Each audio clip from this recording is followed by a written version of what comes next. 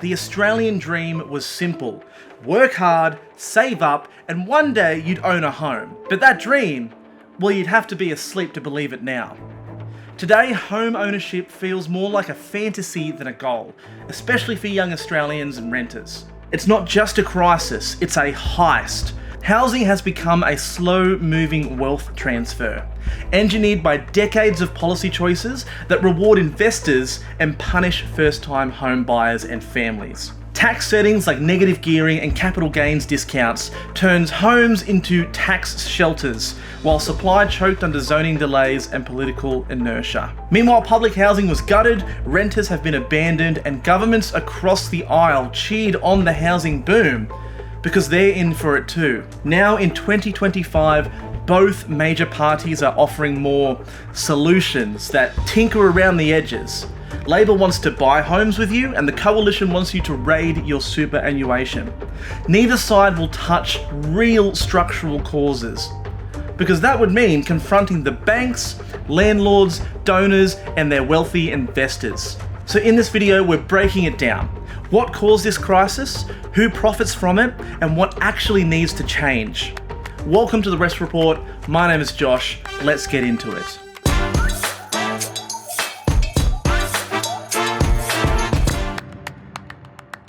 Okay, let's be honest. This isn't a market failure.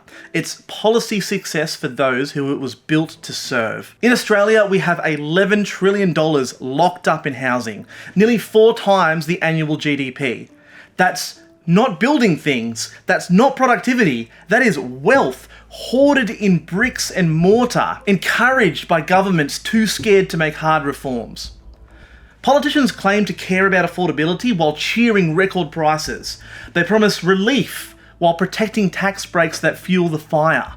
And now, instead of fixing the system, they're pointing the finger at international students and migrants, pretending that cutting visas will magically make homes more affordable, while leaving untouched the sacred cows that created this disaster in the first place. This is class warfare, a rigged game. I'd just like to say that I think the big burning both productivity and cost of living problem is housing. If you can't find safe and secure housing, you can't be optimistic and positive and energetic and everything feels like a drag.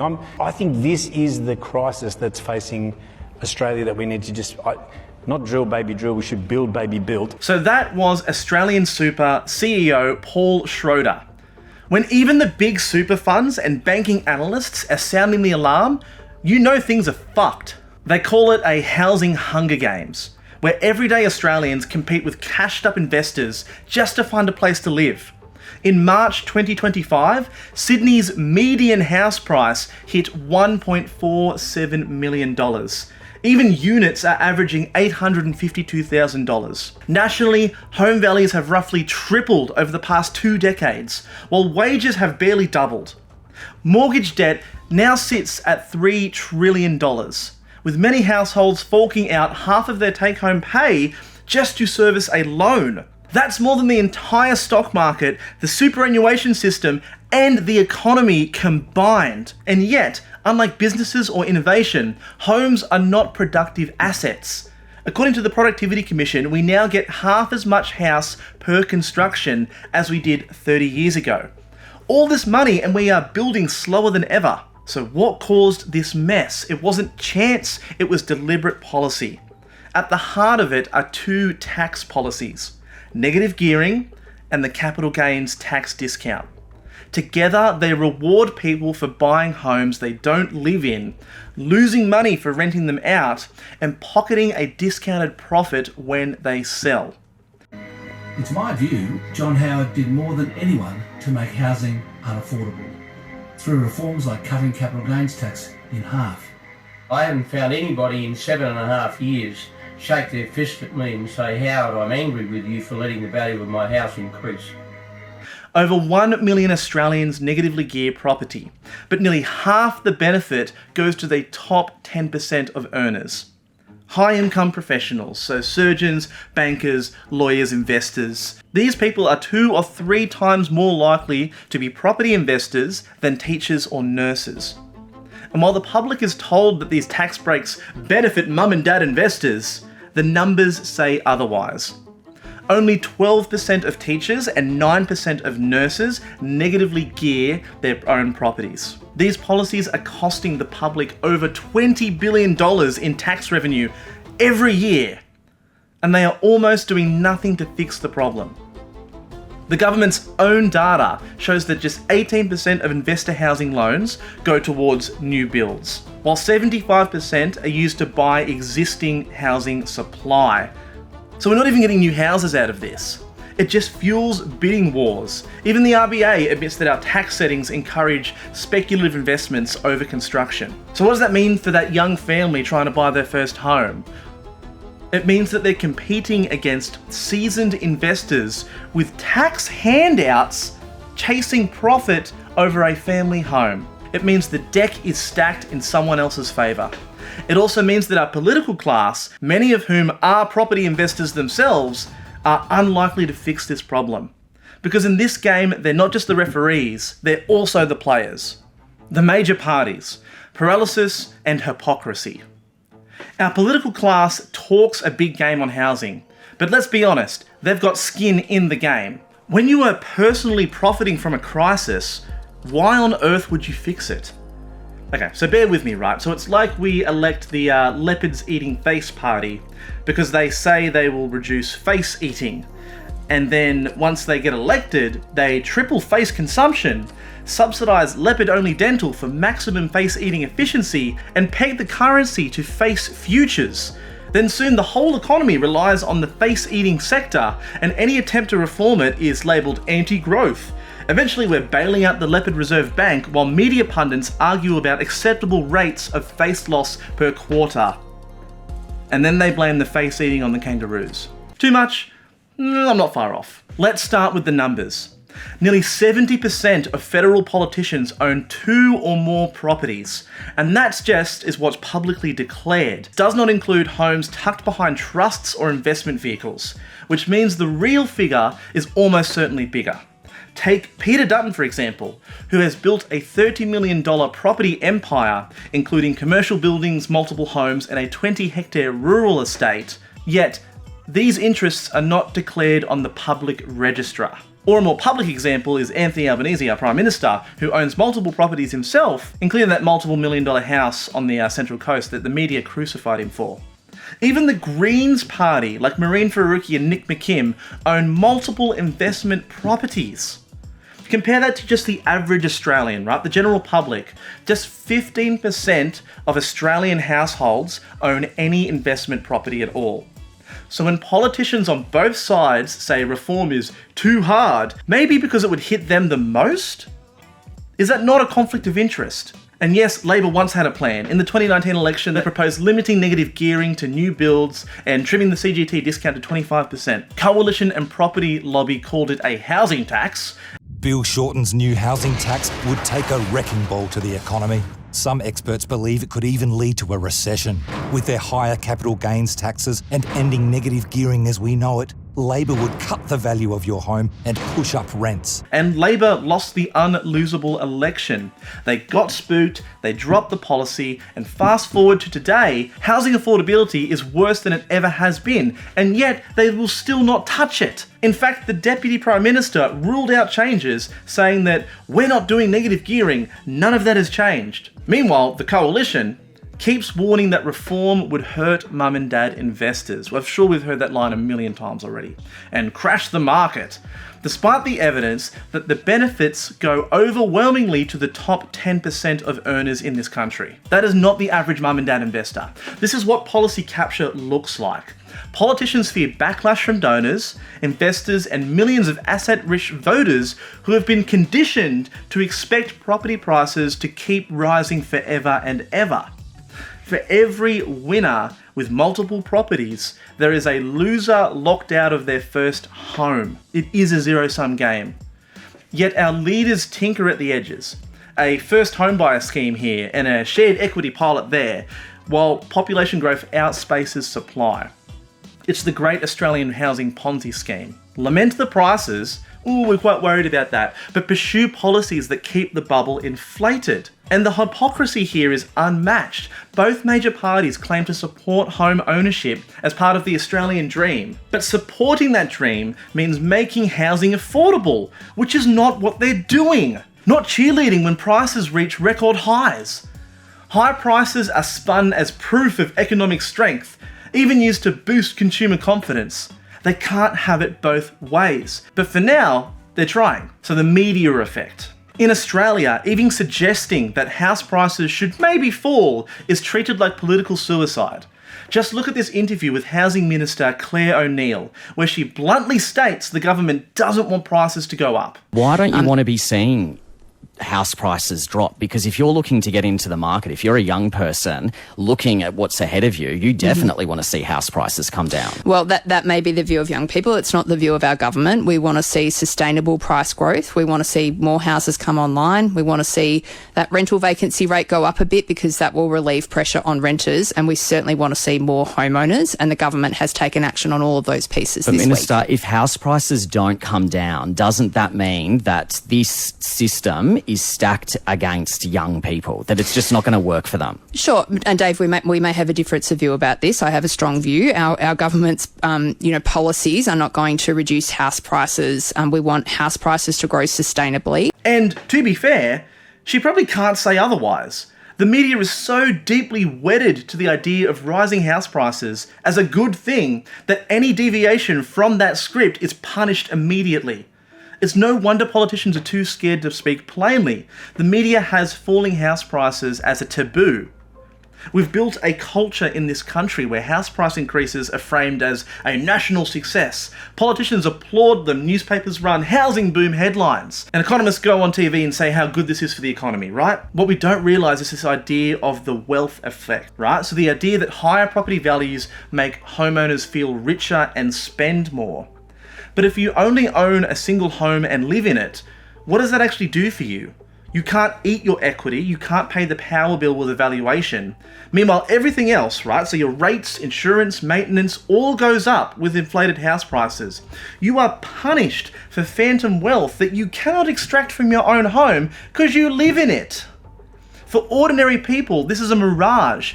For investors, it's payday, subsidised by a tax system that is designed to prop the whole thing up. We are celebrating the fire while it burns down our neighbourhood, and the media is holding the lighter. So what about renters? Renting in this country now requires a 6-figure salary. Here's how cooked the rental market has become, right? So Australians now need 6 figures just to afford the average rental in this country. According to data reported by the ABC, a household must earn at least $104,000 a year to avoid rental stress on a typical 2-bedroom unit in a major city. That puts average rent out of reach for many full-time workers, let alone part-time workers. Even in regional Australia, affordability is a myth. According to the Priced Out report, someone earning $60,000 in, say, Tamworth or Dubbo would still spend 34 to 45% of their income on rent in those regional areas. That's well above the 30% stress threshold. So while the cities are worse, the regions are no better off. In my own hometown, which is a small coastal town north of Newcastle, which has a population of about 5,000 people, I cannot afford a single rental in the town that I grew up in. Which means the locals and the kids that grow up in a lot of these places cannot even afford to stay in their own town. Now, just imagine if you were on JobSeeker, the disability pension, or even the age pension. Heck, even the minimum wage, you cannot afford to live. This is not about people doing it tough. This is about a system that is literally killing people, forcing them to be homeless or worse, and forcing them to not be able to live near their friends and family or jobs. Locals competing with Airbnb and holiday homes while they can't afford to live in the town they grow up in. The economy that these people are part of no longer accommodates for them. The rent is too damn high and wages have not kept pace. And still governments prefer to hand out tax perks to fucking landlords rather than investing in housing that people can actually live in. Young Australians are watching the promise of a better life slip through their fingers, suffering a historic decline in living standards that would have been unthinkable to their parents. For the first time since Federation, a new generation is on track to be worse off than the generation before it. The traditional milestones of adulthood, like buying a home, starting a family, getting a career, achieving financial independence, have become pipe dreams for so many. The ABS data shows that about 55% of millennials, now who are entering their 30s, have managed to buy a home, compared to about 66% of baby boomers at the same age. Starting a family, just 21% of millennials that age live with a partner or child, versus more than half of boomers who had done so by their early 30s. And nearly twice as many young adults are stuck living with mum and dad than in decades past. About 17% of Australians aged 25 to 29 still lived with their parents in 2016, up from 10% in 1981. Can't imagine what it would be now. The result is a generation with dimmer prospects, doing all the right things, education, work, saving up, yet they are falling behind in wealth and security. A bitter contrast to the easy prosperity that their parents love to reminisce about at the dinner table. If there's a cruel irony to modern life, it's that the only things that young people can afford comfortably are the very things that they could live without. Sure, young Aussies can splurge $7 on lattes or Netflix binges or avocado toast, but the data shows that they save a higher share of their income than their parents did at the same age.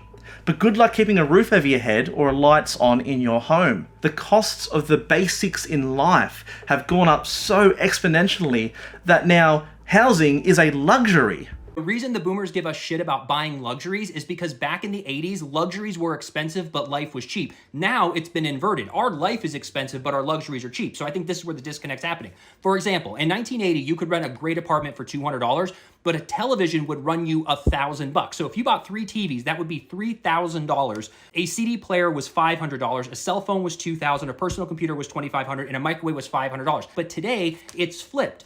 Our biggest luxury is our rent for $2,000. We can now buy 3 televisions for $600. We have a Spotify account, cell phone for $1,000. You can get a computer for $500, a microwave for $200. That's about $2,400 a month. So our luxuries is about 1 month's rent, where theirs was 3.5 years' rent. This is basically extortion, right? Housing is obviously the prime example, but the average Australian dwelling now costs 16.4 times the annual household income. That is up from 9.5 times in the 1990s. A gap so large it would be comical if it wasn't so tragic.